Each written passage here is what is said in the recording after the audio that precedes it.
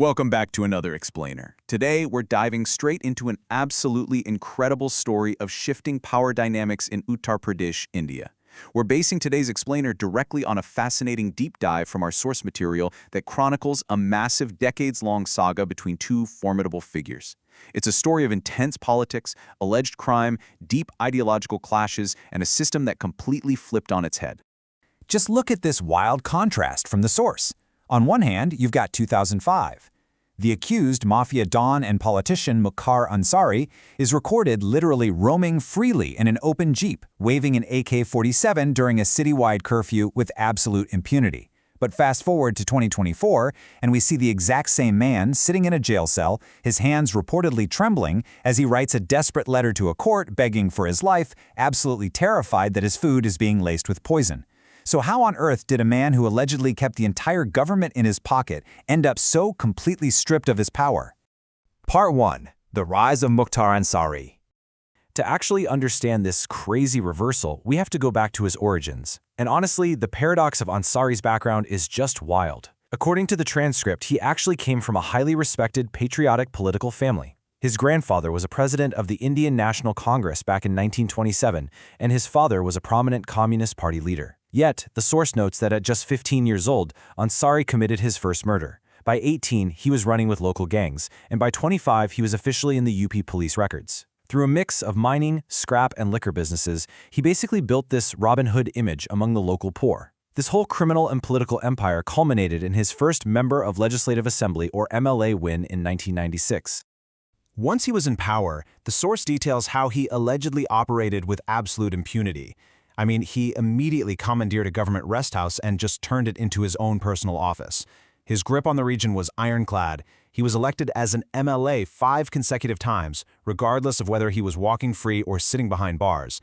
And even when he was in prison in Ghazipur, it wasn't exactly punishment. The source notes a 2010 government raid that found his jail cell outfitted like a literal 5-star resort. We're talking air conditioning, mobile phones, a fridge, mutton cooking on the stove, and incredibly, a private pond actually dug by the jailers just so he could eat fresh fish. The level of intimidation he held over the local administration and police was simply staggering. Part 2. The Emergence of Yogi Adityanath. Right, so meanwhile, as Ansari is consolidating this massive empire, someone else is rising up in the exact same region of eastern Uttar Pradesh, embarking on a path that would inevitably and violently collide with Ansari's. The source material chronicles the parallel rise of Ajay Singh Bisht.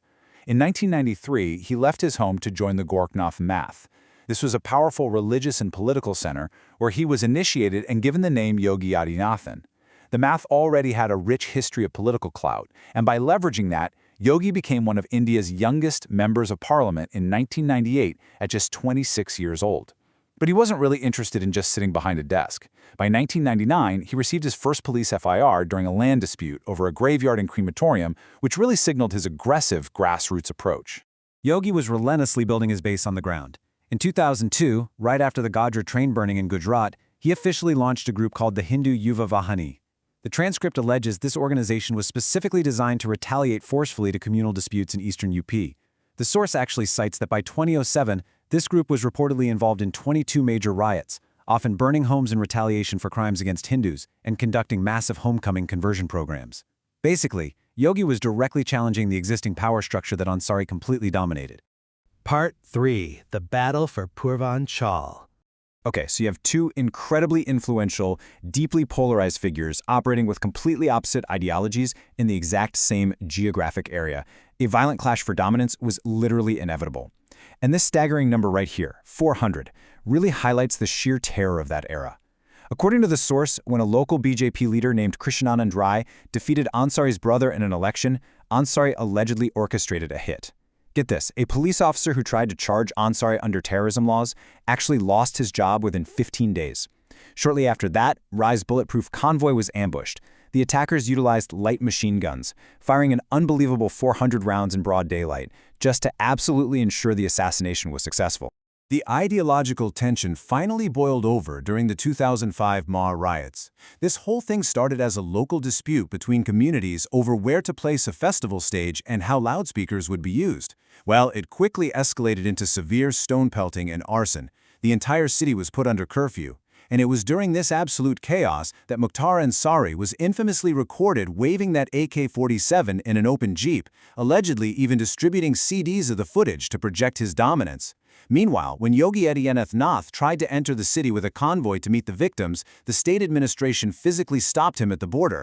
By 2007, this political war became deeply personal. Following another brutal communal murder during a festival in Gorakhpur, Yogi Adityanath sat in protest, delivering these really fiery speeches from an open stage. He issued a stark warning to the crowd: blood of a Hindu for the blood of a Hindu, basically declaring that they would bypass the administration and just deliver justice themselves. The state government responded by arresting Yogi, jailing him for 11 days, and shockingly, completely removing his official state security detail. Part 4. The 2008 assassination attempt. So taking away his security? Yeah, that proved to be a highly consequential move. The very next year, in 2008, Yogi traveled to Azamgarh, a city already super tense with recent media scrutiny. As his convoy passed through, it was aggressively ambushed. The source describes this as a highly sophisticated assassination attempt allegedly orchestrated by Ansari's network. Attackers hurled stones and petrol bombs while firing weapons. They cleverly used buses to block the road both in front of and behind the convoy, completely trapping them. And snipers were reportedly stationed on nearby rooftops just waiting for Yogi to step out of his vehicle. Tragically, 1 person in the convoy was killed and 6 were injured. The transcript actually includes this haunting reflection from Yogi Adityanath years later. He noted that his life was only saved because a staff member tipped him off right before the ambush, prompting him to switch cars at the very last moment. The attackers ended up targeting the vehicle they assumed he was in. He flatly stated, "I don't think I would have been on this earth." Part 5. The system finally flips. So for literally decades, the state apparatus and the local population basically protected Ansari. He won elections from jail, he intimidated witnesses, and he operated completely untouched. But what happens when the target of an assassination suddenly becomes the chief minister? Following the 2017 state elections, the narrative delivers a massive plot twist. The BJP wins Uttar Pradesh with a huge mandate. Out of nowhere, Yogi Adityanath, the very man who was jailed by the state, whose security was stripped and who Ansari allegedly tried to burn alive in a petrol bomb ambush, is appointed as the chief minister. The entire police force, the administration, the legal machinery, it was all now under his direct command. This pivot launched a totally relentless, calculated crackdown. First, the new government released a target list of 66 mafias, with Mukhtar Ansari sitting at the absolute top. Ansari had conveniently gotten himself transferred to a jail in Punjab under a different government, but the UP government fought a grueling 2.5-year legal battle, eventually getting the Supreme Court to invoke Article 142 just to drag him back to a UP prison. Next, they systematically dismantled his support network, arresting his wife and even catching his MLA son running illicit businesses from inside a private jail room. Finally, the government brought in the bulldozers, demolishing a staggering 600 crore rupees worth of Ansari's illegal properties and godowns. It wasn't just the physical empire coming down, it was his muscle too. The source notes that key shooters for Ansari, like Munna Badrangi and Sanjeev Jiva, were mysteriously killed inside heavily guarded spaces like prisons and courthouses. With the administration entirely flipped and the mafia's muscle neutralized, witnesses who had been terrified for decades finally felt safe to step into the courts and actually testify. Cases that had been pending for 30 years were suddenly fast-tracked. Within just 18 months, Ansari was found guilty in 8 different cases, receiving 2 life sentences for crimes committed decades ago. Part 6. The end of an era.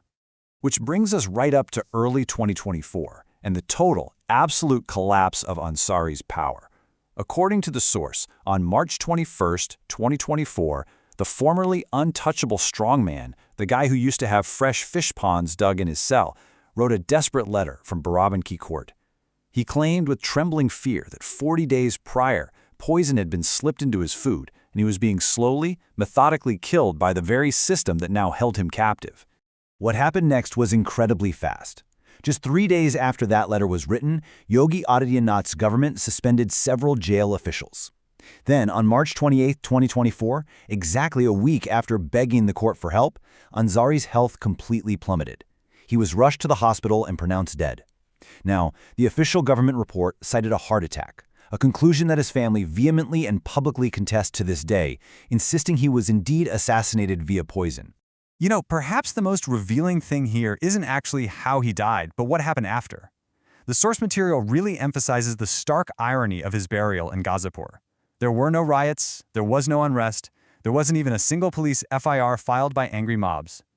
The burial of the man who once controlled the entire region with absolute terror was completely quiet, occurring entirely under the strict administrative rule of the very man he once allegedly targeted for assassination. The source material actually wraps up its deep dive into this decades-long saga with this incredibly dramatic assertion: time takes the biggest revenge. It perfectly summarizes the ultimate cold consequence of shifting political power, where the hunter essentially becomes the hunted simply because control over the state apparatus changed hands. And that leaves us with a pretty provocative question to ponder as we wrap up this explainer today. Does true power ever really lie in the individual, no matter how many guns they have or how much fear they instill? Or does it merely reside in whoever temporarily controls the levers of the institutional system? It's a completely fascinating look at authority, institutions, and survival. Thank you so much for joining me to unpack this incredible source material today. Keep questioning, keep learning, and I'll catch you in the next explainer.